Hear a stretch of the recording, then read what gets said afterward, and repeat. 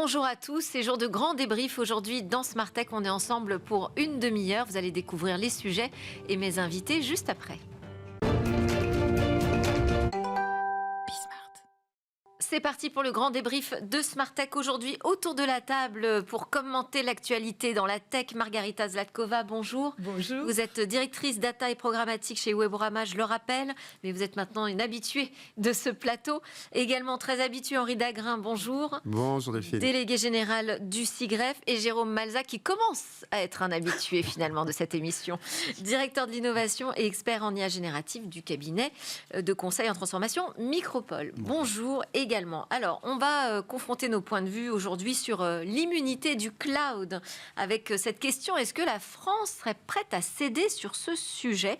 Et oui, parce qu'on est à la veille finalement d'une échéance importante dans le domaine de la sécurité du cloud et de la protection des données des Européens contre les lois extraterritoriales qui permettent à certains pays d'avoir accès aux données envers et contre nos propres législations finalement. Donc on va rappeler les enjeux, on va aussi s'intéresser à pourquoi la France pourrait plier sur ce dossier alors qu'elle y est totalement opposée et quelles seraient les conséquences. Voilà pour ce grand sujet. On va aussi parler de Grok, de Sora, de Veo et on va voir si c'est génial ou alors si ça va vraiment trop loin, toutes ces IA génératives qui sont de plus en plus impressionnantes. Et puis on parlera micro-ciblage avec l'Union européenne, la Commission européenne plus précisément, qui a été prise la main dans le sac.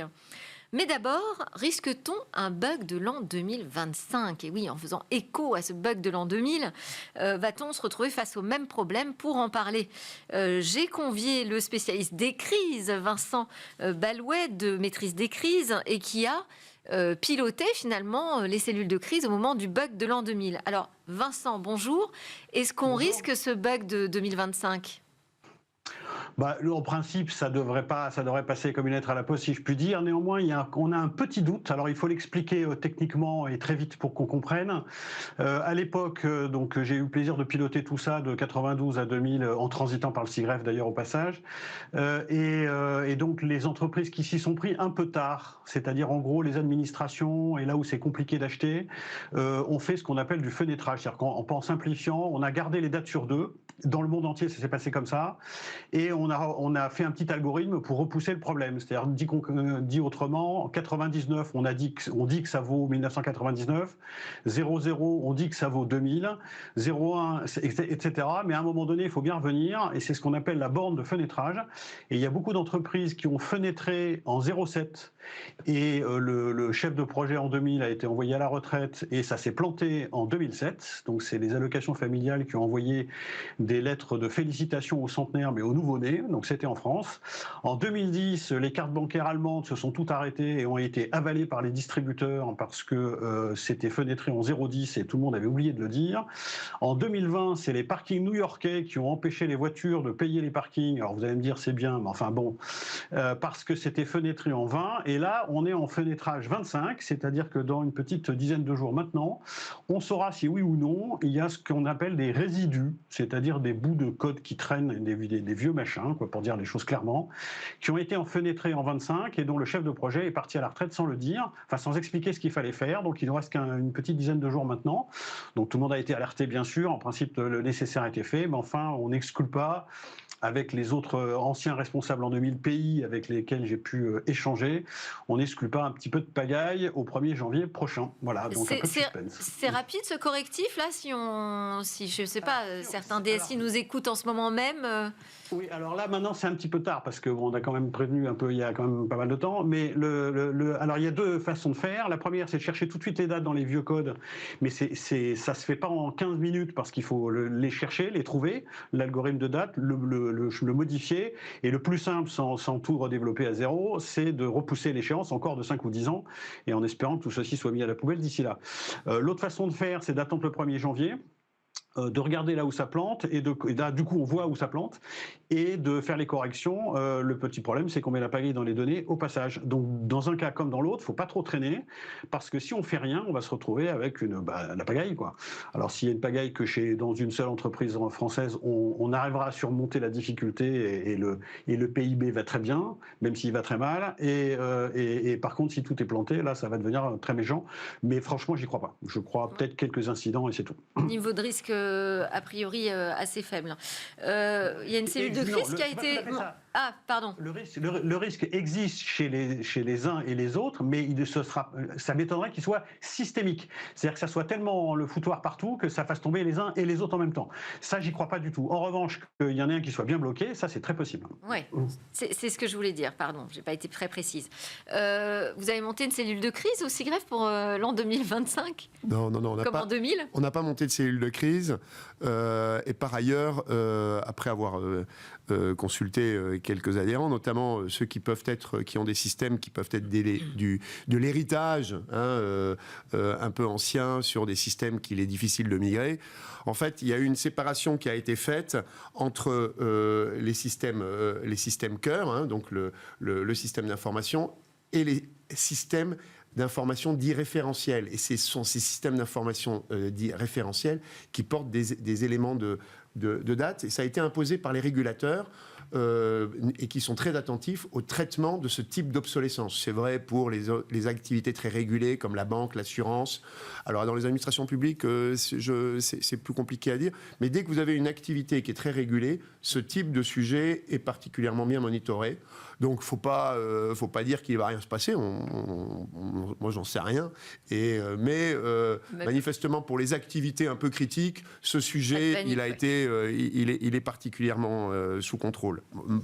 Bon, et puis le bug de l'an 2000 finalement, beaucoup ne l'ont pas vu passer. Et c'est tant mieux qu'il y ait eu la mobilisation. Alors Vincent, vous êtes spécialiste des crises, vous avec maîtrise des crises. Est-ce que vous êtes mobilisé en ce moment sur Mayotte, qui est en plein drame? L'urgence, c'est évidemment de sauver des vies, mais il y a aussi ces énormes besoins de communication.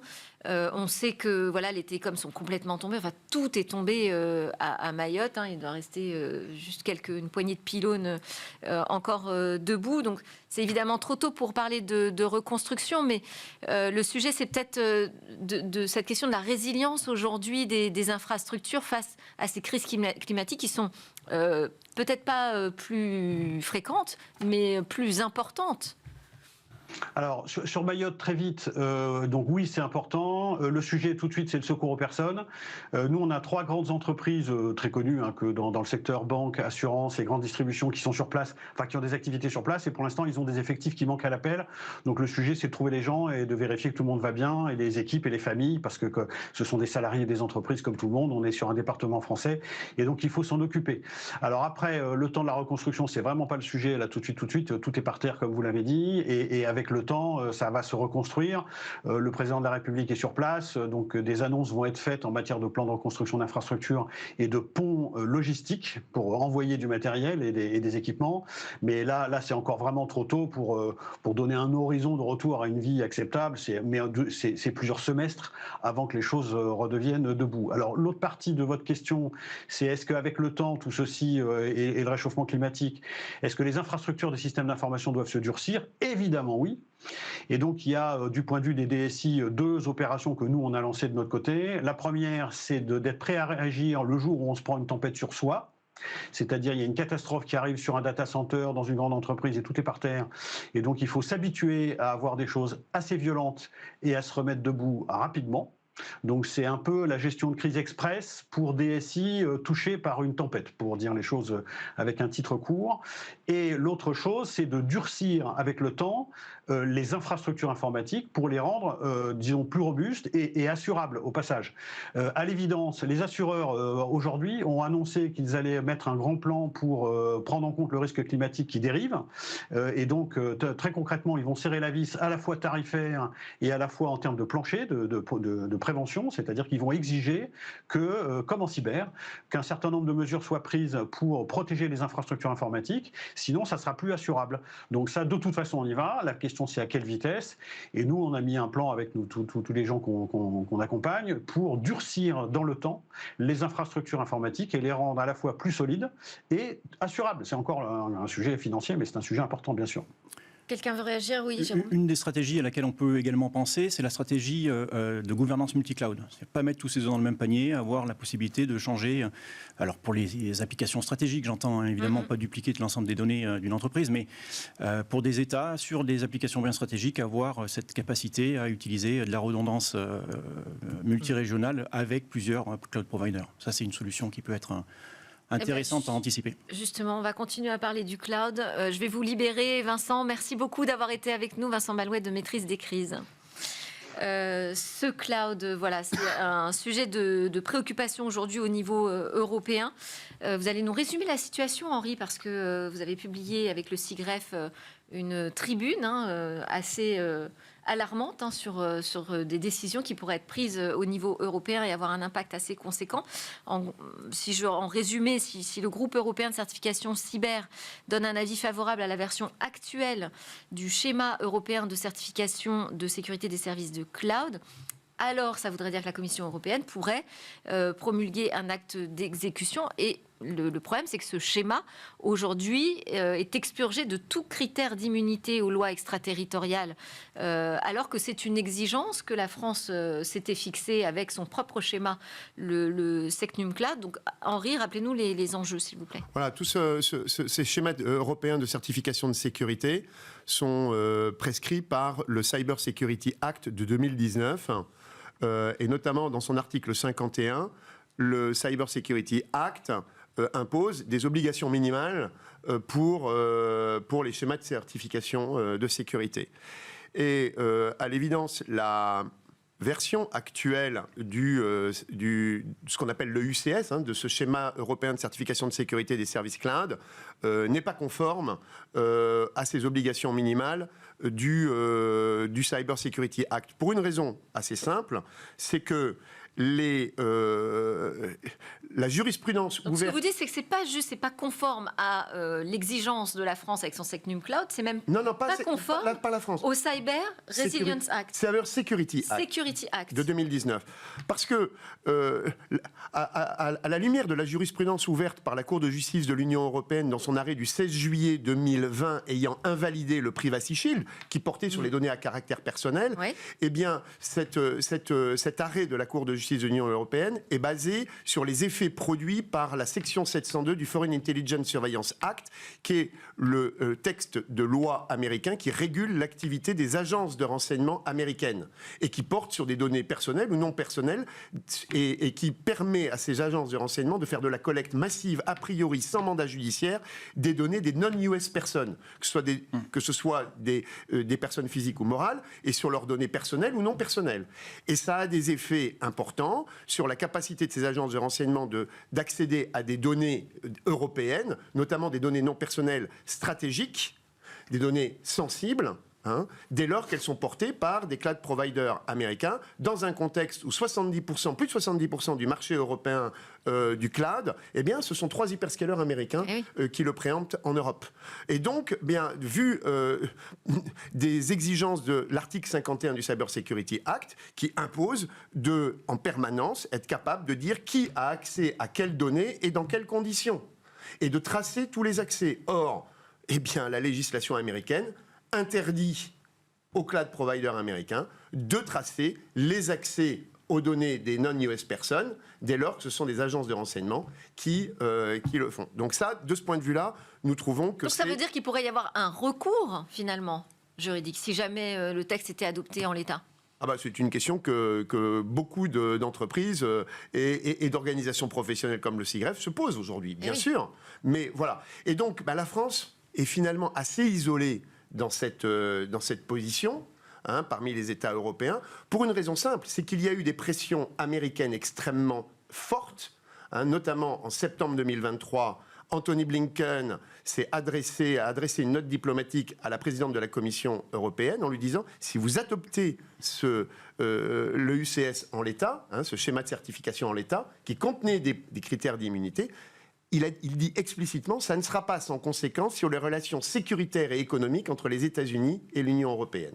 À partir de là, eh bien, le schéma de certification a été expurgé dans sa nouvelle version de mars 2024 de tout critère d'immunité. Et nous, on dit, c'est pas convenable parce que ça ne correspond pas, par ailleurs, aux besoins exprimés par les bénéficiaires de ces schémas de certification, c'est-à-dire de très nombreuses et milliers d'entreprises en Europe qui disent, non, nous, on a besoin de ces critères d'immunité pour pouvoir héberger dans le cloud nos données sensibles et stratégiques. Et d'avoir... Mais là, cette pression américaine que vous citez vraiment très précisément, elle montre à quel point c'est un sujet politique. C'est un sujet politique. Voilà. C'est pas un sujet technique, c'est pas un sujet de droit.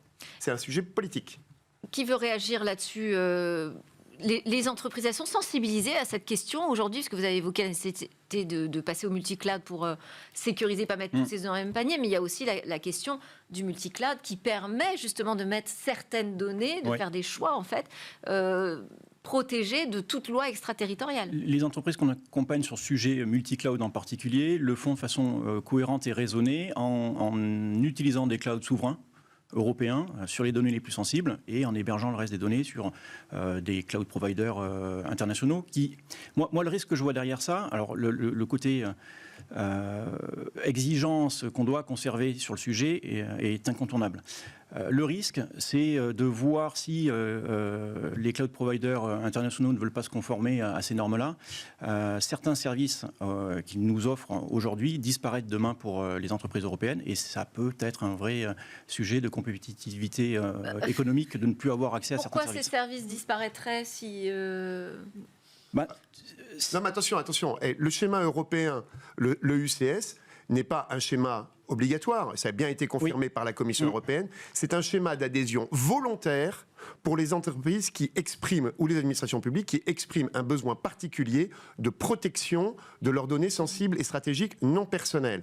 Et par ailleurs, il faut bien comprendre qu'aujourd'hui, si on n'a pas un EUCS avec ses critères d'immunité à l'échelle européenne, eh bien, il va y avoir une fragmentation réglementaire en Europe des schémas de certification de sécurité résiduelle comme SecNumCloud en France qui pourrait rester avec des garanties assez faibles d'ailleurs.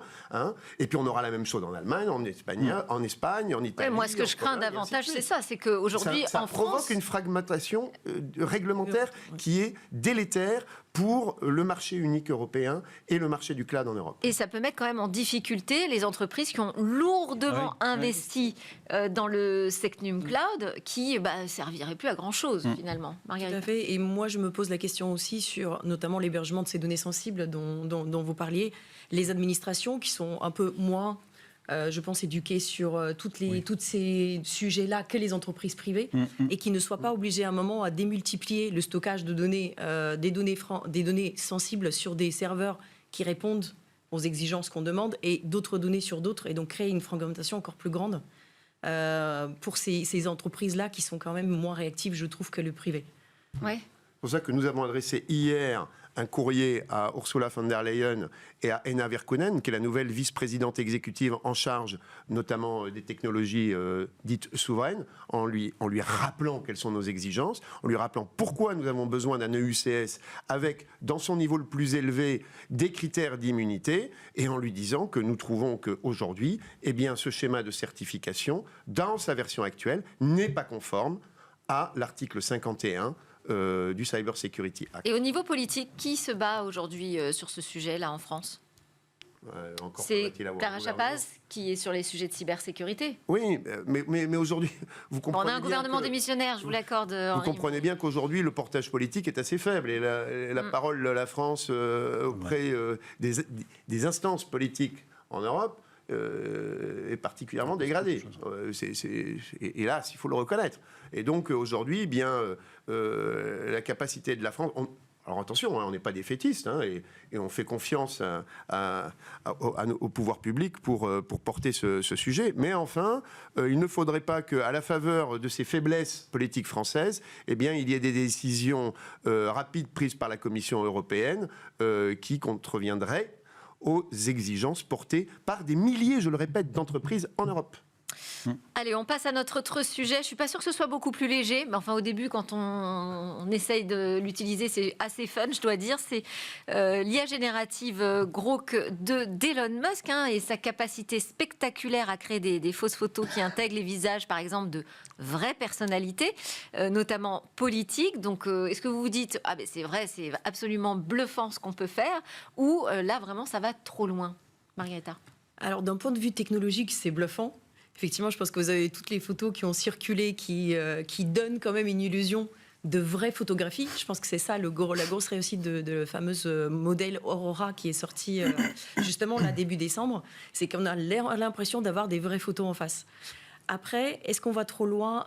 Je pense que oui. On a encore un exemple, et on en parlait juste avant l'émission, de la capacité d'Elon Musk de respecter les règles éthiques et morales, mais aussi réglementaires. Parce qu'on a plusieurs sujets, je pense, qui se posent derrière, entre des sujets juridiques comme le droit à l'image, tout simplement, ou le droit à la protection des marques, parce qu'on a des personnages aussi de fiction, notamment Mickey, qu'on a vu affibuler de manière très différente. Mais on a aussi le droit à la protection de la personnalité pour toutes les personnalités qui sont exploitées. On a aussi beaucoup d'autres sujets qui se posent d'un point de vue légal. Mais aussi, ça sert énormément les problèmes qu'on a déjà détectés sur X, qui sont la diffamation, les fake news, le fait de mettre ces personnalités dans des situations qui peuvent porter préjudice à eux, mais aussi à des populations vulnérables. On en a parlé à plusieurs reprises. L'esprit critique chez les mineurs, chez des gens exposés beaucoup aux écrans, exposés à des situations conflictuelles, complexes, à quel point ce type de personnes-là sont capables de comprendre ces montages-là et d'avoir l'esprit critique pour concrètement analyser la situation. Ouais. Et puis aujourd'hui, c'est un outil qui est entre les mains de tout le monde, parce que ce Grok 2, gratuit. il est gratuit, accessible à tous les utilisateurs de X, de la plateforme X. Je ne sais pas s'il va le rester avec l'IACT, ça va peut-être changer les choses, mais dans tous les cas, vous avez d'autres modèles, vous avez des modèles chinois, je pense à Kling AI, qui offre les mêmes capacités, qui va même plus loin à mon sens que ce qu'offre Sora en termes de qualité. Par exemple, vous avez Flux, qui est un modèle d'IA générative d'image, qui est open source, que vous installez en quelques clics sur votre PC. Donc aujourd'hui, la vraie difficulté, comme vous le disiez, c'est qu'on n'a plus de frontières, il n'y a plus de limite entre ce qui est généré par de l'IA générative et ce qui est la réalité. Et cette absence de limite, malheureusement, oblige à une chose, et une seule, c'est l'éducation. L'éducation du grand public, l'éducation de nos enfants, pour leur expliquer que justement tout ce qu'on peut voir, lire aujourd'hui, entendre, ce n'est pas forcément la réalité, et qu'il faut faire cet effort de vérification, cet effort de contradiction. Par essence, l'humain est feignant, on ne le fera peut-être pas pour tout, mais il y a des sujets sur lesquels ça va devenir indispensable. Ces outils sont devenus tellement accessibles, faciles à utiliser, que de toute façon, il y aura des mauvaises utilisations, comme tous les outils, et vous aurez des organisations qui l'utiliseront pour faire de la fake news, pour faire du complotisme. Là, on aurait pu attendre quand même une réaction sur la modération sur la plateforme X. C'est à l'image de ce que fait Elon Musk. Il veut un outil d'expression et de liberté d'expression, comme les X. La différence, effectivement, de OpenAI ou d'autres, notamment Midjourney, qui ont mis quand même un certain nombre de limites, dont le fait de ne pas pouvoir utiliser des visages de personnalités ou de mettre des personnalités dans des situations dégradantes, plus beaucoup d'autres limites qui n'existent absolument pas du tout sur XAI aujourd'hui. Et pour l'instant, on n'est pas encore à l'échelle vidéo. Je disais qu'on allait aussi parler de Sora. Mais ça arrive. Voilà. Mais arrive. On voit que ça arrive très très vite. Alors ça coûte encore un petit peu cher. Ça, c'est déjà un frein sur l'utilisation. Mais... Même pas. Kling AI, le modèle chinois dont je parlais, est gratuit. Il n'est pas encore open source, mais il est gratuit. Vous pouvez l'utiliser avec des photos de personnages publics et animer une photo en vidéo en 3 clics. Ouais, mais ça va être un des enjeux du sommet pour l'action sur l'intelligence artificielle du 11 et 12 février prochain.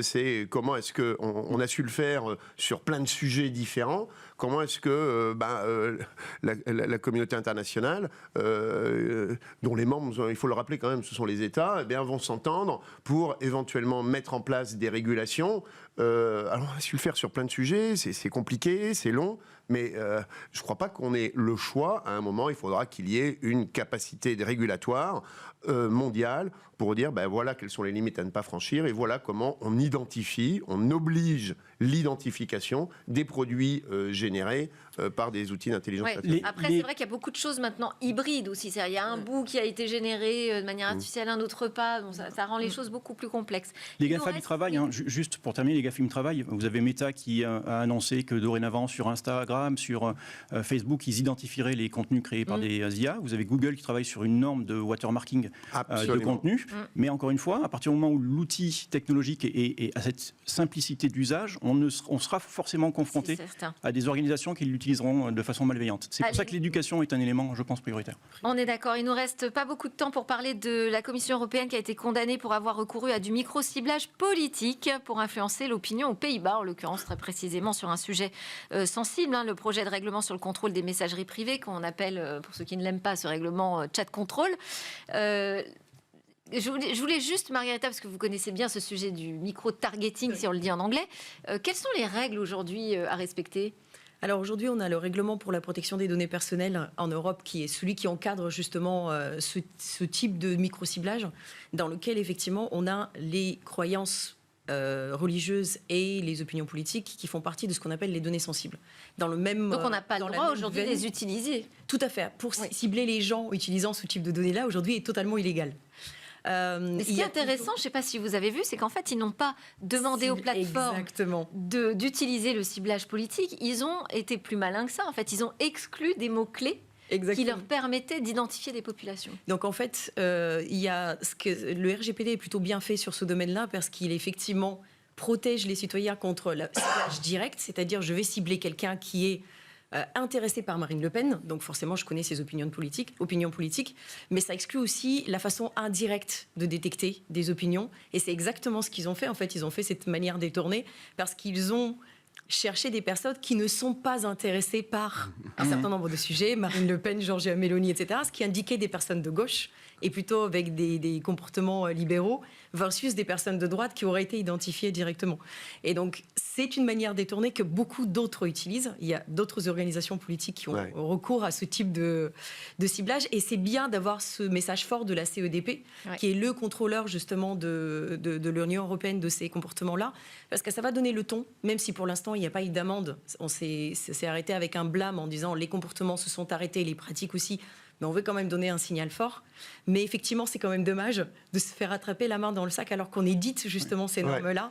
Et on est les premiers à devoir les respecter. Ils ont été malins, mais pas autant que Max Schrems, qui est vraiment un veilleur, parce que c'est grâce à son organisation NIOB, voilà, que mais cette affaire est sortie. C'est pas la première fois que la CEDP, qui est la CNIL de l'Europe, de la Commission européenne, entre en conflit avec la Commission européenne. Et il y a quelques mois, pour l'usage des produits Microsoft sur Azure, la CEDP a condamné la Commission européenne en lui disant que son usage n'était pas conforme au RGPD. Et la Commission européenne a attaqué sa propre CNIL, la décision de sa propre CNIL. Et aujourd'hui, donc, je ne sais pas où en est le contentieux. Ça montre qu'on est dans des États démocratiques en même temps, tout ça. C'est assez surprenant d'attaquer sa propre CNIL, c'est intéressant. Un dernier point intéressant, c'est que ce ciblage-là, c'est encore passé sur X. Alors on revient sur dont la politique de confidentialité interdit formellement le fait d'utiliser ce type de données-là. Or, la campagne a tourné pendant un certain temps, elle n'a pas été arrêtée, elle n'a pas été détectée. Donc, il n'y a pas eu de monitoring du tout. Donc, les règles n'ont pas été respectées. Alors, NIOB annonce avoir également aussi en octobre dernier attaqué en fait, N-O-Y-B. Exactement, annonce avoir aussi attaqué X. On va attendre avec impatience de savoir ce que cette action-là va donner. Merci beaucoup, Margarita Zlatkova de Weborama, Henri Dagrin du SIGREF et Jérôme Malzac de Micropole. Merci à tous de nous suivre sur la chaîne Bismarck for Change. C'était Smart Tech, à très bientôt. Et puis très belle fête si on ne se revoit pas avant 2025.